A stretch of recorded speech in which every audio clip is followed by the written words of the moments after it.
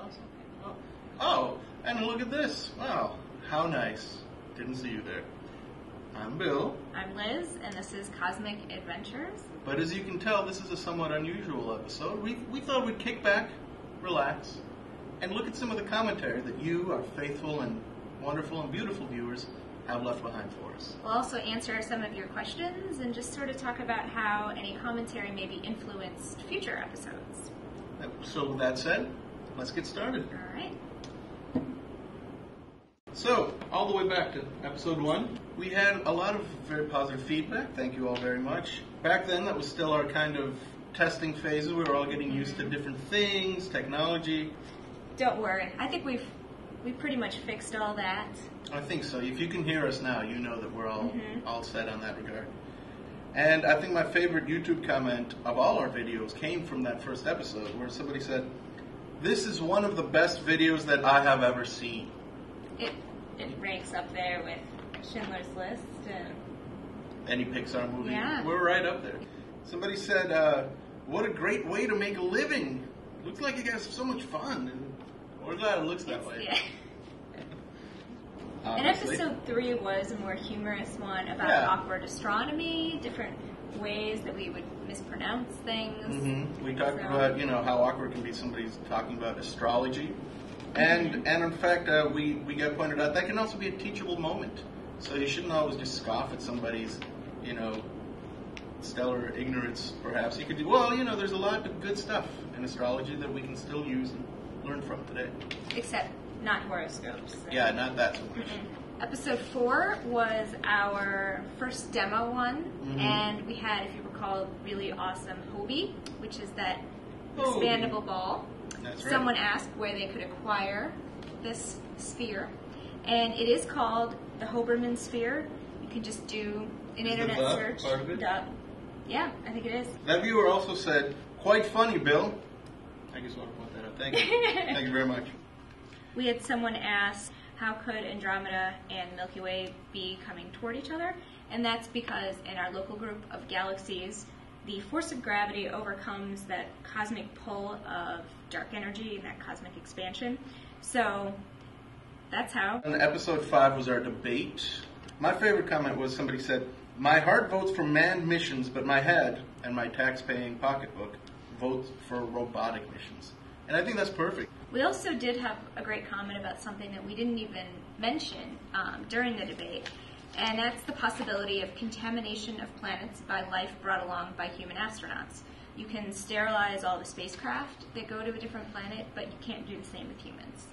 Episode 6 was our introduction to stars and Stellar family, and in it we mentioned the wonderful astronomer and discoverer Frederick's son, and we just want to reiterate, he's not real. Actually real. And then episode 7, where we were talking about behind the scenes of Astronomy magazine, somebody else mentioned that Dave Eicher's hair is much messier, i.e. cooler, in the office than his biopic in the magazine might lead you to believe. So that's true. His hair is very, very interesting and cool. Especially right before he gets it cut. Liz and Bill are the bomb. I look forward to all your videos. Keep up the great work.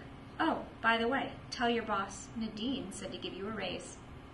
We'll tell him. Thank you, Nadine. We also noticed that we were getting our videos shared down in the Los Robles Astronomy Club in Maracaibo, Venezuela. So, to my South American friends, hola.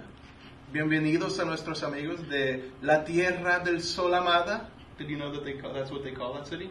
Apparently, that's the city of Maracaibo's nickname. La Tierra del Sol Amada. Isn't that nice? Yes.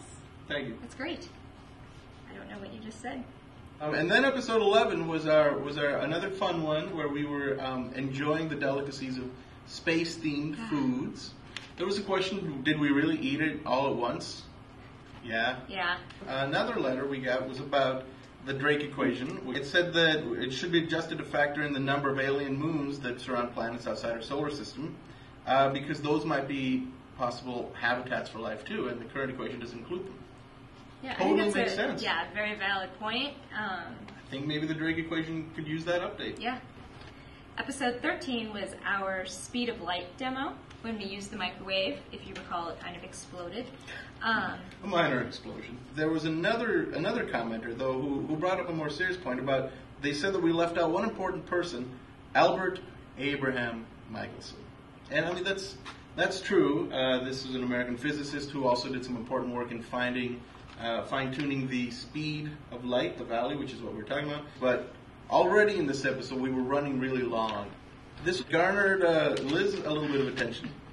One of the comments said, "Thanks for your show. There was a report of scientists finding particles traveling faster than light." Which Great. has been disproven. Well, and then by just kind of sneaking it in at the end, like, it's no big deal. By the way, Liz, you're hot. You know, just casual, like, just some science, and then, by the way, Liz. So I thought, I'm a fan. As soon as Thanks. I saw that, I let Liz know, because I've never had anyone say that to me. We did have someone who initially pushed us toward doing episode 14 about animals in space. Because Liz's dog is cute. How about doing a future episode about dogs in space? And We read that comment and we thought, yeah. I can't resist talking about Let's dogs. do it. So, moving on to episode 14, the animals in space. Space. Exactly. It was actually more of animals in the stars, not so much space. But Still. we'd asked our viewers to mention which constellations were their favorites. So we had quite a few responses. Leo the Lion. Mm-hmm. Our friend Anthony, who gave us the idea for this episode, said that he liked Lepus, which is technically the hare, but he thought it looked more like a butterfly. Mm-hmm. Very nice. He also left a comment, "Yay!" which I thought was nice. He Yeah. thought that so I'm glad you liked it. Someone else liked from Montana, like Ursa Major. Montana, home of the Grizz. I don't know if you've all noticed, viewers, but every one of our episodes does have her dog appear in one way or another. Whether it's a picture or an actual video. clip. Mm-hmm. So if you haven't spotted that, you can go back and try to look for that. You might consider it an Easter egg. We also had a bit of fan mail. One of the first of those said, "Can you please let me know who that is on the jazz piano intro?"